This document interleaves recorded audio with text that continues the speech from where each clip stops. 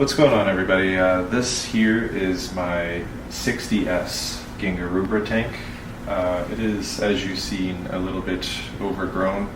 I don't want to do like a full complete trim on it because I am breeding these fish in here. This is like a breeding display.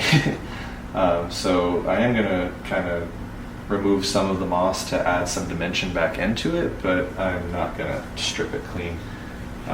So let's go ahead and get started. First things first, I already kind of pulled out the Oaza Bio Compact 50 here. I'm going to get this out of my way just so I don't have to worry about it. And I'm going to give this a good clean later. It takes like 30 seconds to do, so I'll do that last. And then I'm going to kind of, my process of this is I've already kind of looked at the tank. I know what I want to do in it. I remember the original design and where the focal points were and stuff like that. And through here, it'd be hard to really show, but I had a nice window going through the center of the Scape, and I kind of want to keep that back. I want to get the moss out of the way.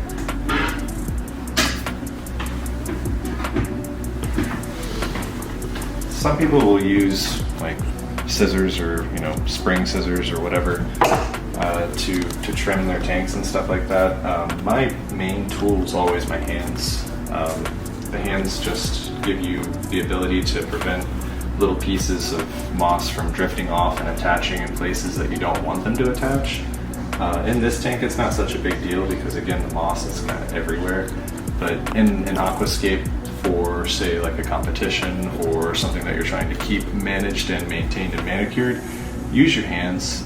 It's gonna allow you to just make life a lot easier rather than going through with a scissor and then trying to suck up what is the problem, which is usually what I've seen people try to do is they'll trim and they'll go and either try to net out the moss or siphon it out. So I'll just kind of dig in here. Using two hands is always best, and notice I didn't drain any water yet. That's because when I do this, a whole bunch of dust and mulm and things like that are going to kind of come out of the moss. So I want to be able to siphon as much of that out as possible at the end of the process. So kind of following the stick here, I'm just pressing my hand down on the stick and just grabbing and tearing. And I'll pull until I feel it kind of tug.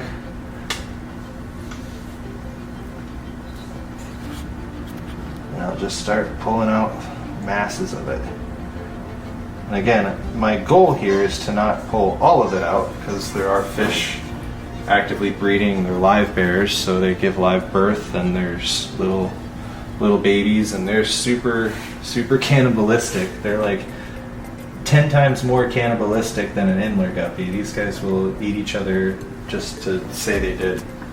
They're kind of rough. So I do want to leave big clumps of moss in places, but I also want to get some out. Down here I have a cool Microsorum trident that has kind of been overgrown, and that I'm fixing too, just so I can bring life back to it.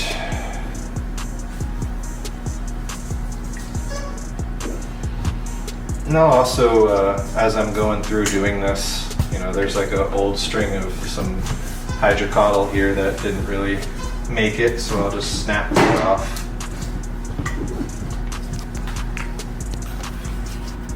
Just keep pulling out the moss.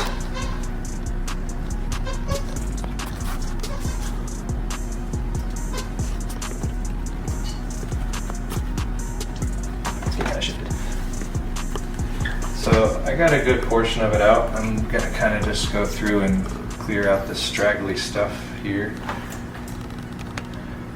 and retuck some of this other stuff down so it grows. The way I do things like in tanks like this, again, this isn't like a competition tank or anything like that. Purpose of this tank literally is to look good and to breed these little guys here. So I'm not gonna like sit here and go through and reattach every thread of moss or anything. I kind of just gently tuck it in, and it'll grow back out to what it was in no time. Down here on the base of the rocks, like, hard to see, but I don't like these little threads of moss that have like formed like a highway from the moss ledge on the wood down to the stone. So I kind of go through and just pull all of that off. Spent a lot of time on hardscape, you know, positioning it, and the rocks are real pretty. This is serpentine stone collected by Tom Barr. So, you know, I don't want the rocks to be completely covered by moss. I kind of like these rocks. So just to bring them back into the forefront of the scape, I'm going to take some of this moss off of them.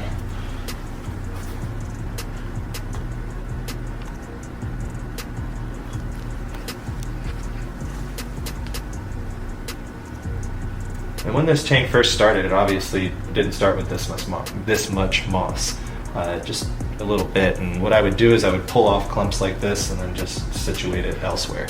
And it just does what it needs to do. It grows. Moss is very easy as long as you keep the water clean.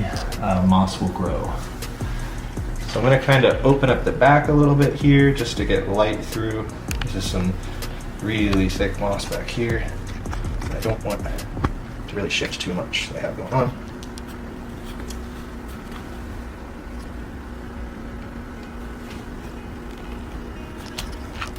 If you notice, I bumped this thing a few times, or bumped the driftwood, the manzanita, a few times, and it hasn't collapsed. All this is secured with cyanoacrylate super glue, and quite a bit of it. I don't skimp on the glue, so I'm not too worried about it collapsing if I bump it hard, but at the same time, always be careful. I'm going to clear off this front rock too. Again, I like my stones to be free of moss. The wood's wet. The wood was also collected by Tom Barr. It's manzanita driftwood out of California. So, you know, if you're a wood lover, maybe you want to keep your wood free of moss, but I like the way it looks. So you can kind of see now a lot cleaner already as far as the moss goes, the overgrown. I'm going to do my siphoning here next and wipe the glass and all that fun stuff. And that'll kind of bring it back to the way I want it to look.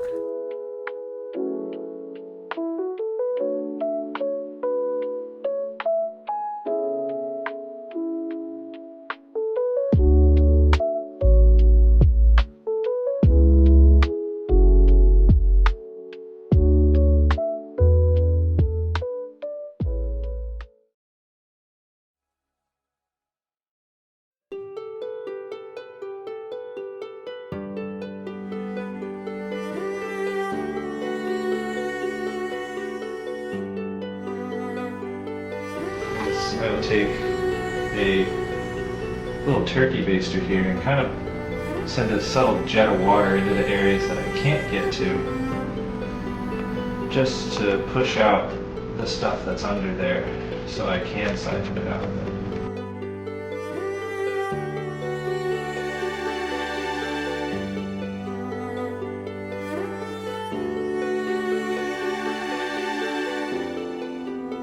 That's around what I'll do is, you know, 50%. If they're a newer tank, I will do more. If they're an older tank that need more love, sometimes I'll do more. But general maintenance for me is about 50%. So now that the water level is down, I use little Mylamar sponges. They're called magic erasers. I guess it's like the brand name, but I use the non-chemically treated ones, the just plain old Mylamar sponges. You can get them much cheaper on Amazon if you just search Mylamar sponges. There's a brand called Smile Powwow. That's what I use. That's the one I found is safe. I've been using it for years, so no worries. But basically it's abrasive, but not abrasive enough to scratch bugs, so it wipes algae out without causing damage to your glass. I do recommend making sure that you use like a clean one, or at least spraying it out before you use it if you do reuse it, and making sure that you don't have any sand or like little snails that are on the glass before you press down onto it. To get down through to the substrate a little bit here. I'll probably end up taking a little substrate spade or a little substrate spatula and pushing that substrate away from the front of the glass like that. I always like to have a thin layer of substrate up in front of my tanks, not a very thick layer. I feel like that gives you more of like a welcoming entry to the Scape rather than a wall you have to climb over.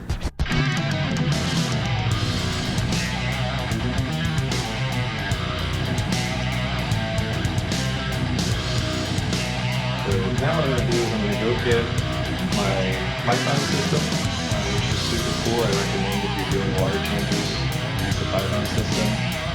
I use a bucket and a small tube on this one, just simply because it's a small, really compact tank.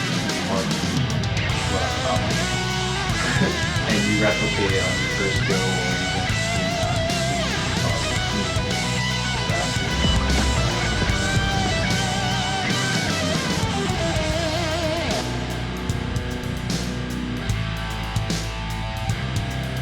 nice filter, but to clean it, I just disassemble, pop the bottom off, pull out the little media basket, pull out the sponge, blast it all out the hose.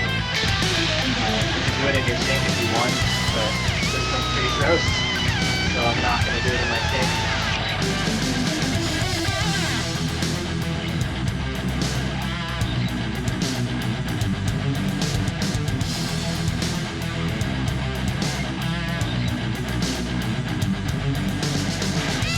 So inside here is just a customizable media bin. You can put whatever you like in either of these compartments.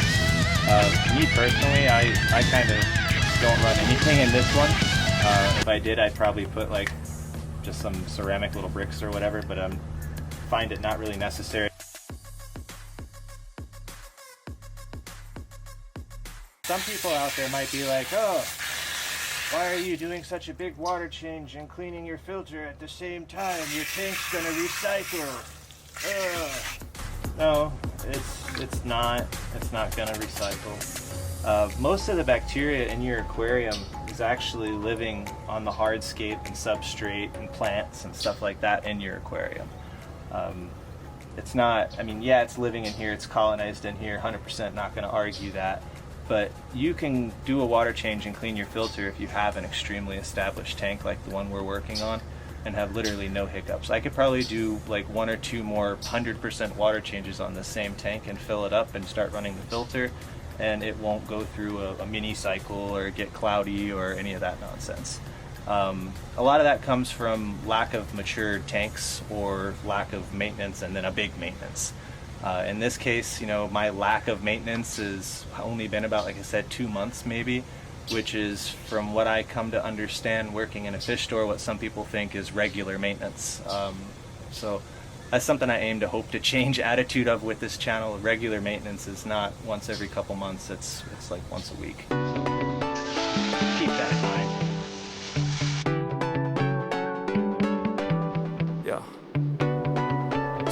So mad, there's no control in me. My thoughts get so bad, I might grab a bat. I don't know my wrath, my blood boils over like.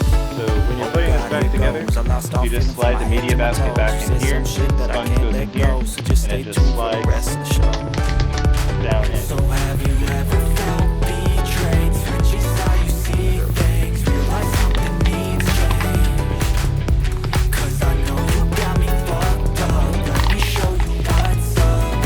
Cause enough is enough. I'll take a Facebook statement just to make a statement. I know there's no turning back. Have to grab and take here. Obviously what goes out, not the bag, just add it right like that. Do that again. I'll do what it takes, I ain't making mistakes like that. I'll put it on your face to make you come take it back. I'll lose my shit, I go crazy when I'm mad.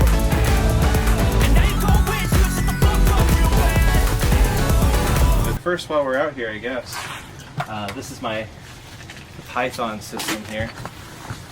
So I take this little piece here, it's a quick connect that I installed. It connects right up to the hose here, just like so. And what it does is it uses like a Venturi system to pull water from this hose, which is in your aquarium, and it starts the siphon automatically. Then by adjusting this, it breaks the venturi and just basically starts to fill your tank back up. But because the siphon's submerged, you don't have that huge plume from filling or any of that stuff, which I'll show you. It's a little tricky in smaller tanks, but I got kind of a little method that sometimes works. But in larger tanks, it works like a charm with no real anything crazy you gotta do. So I'll get it started now so we can go inside and get everything plugged back in.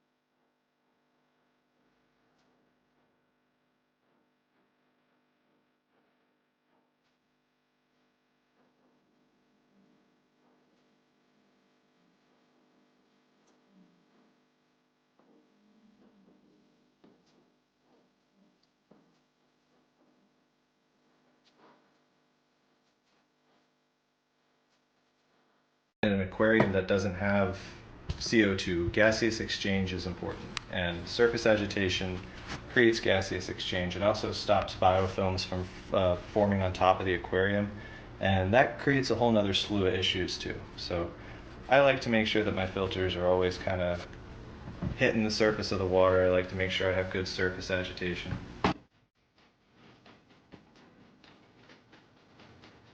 Keep in mind, there's babies in there. Cannibals. Yeah, I hope you guys enjoyed it. I hope you got something out of it. Again, use your hands, not scissors with moss. That was the main lesson here, I guess, through all of this is, you know, scissors and moss don't really mix unless you want moss everywhere. Moss is easier to remove or to trim or anything if you just use your mitts. So.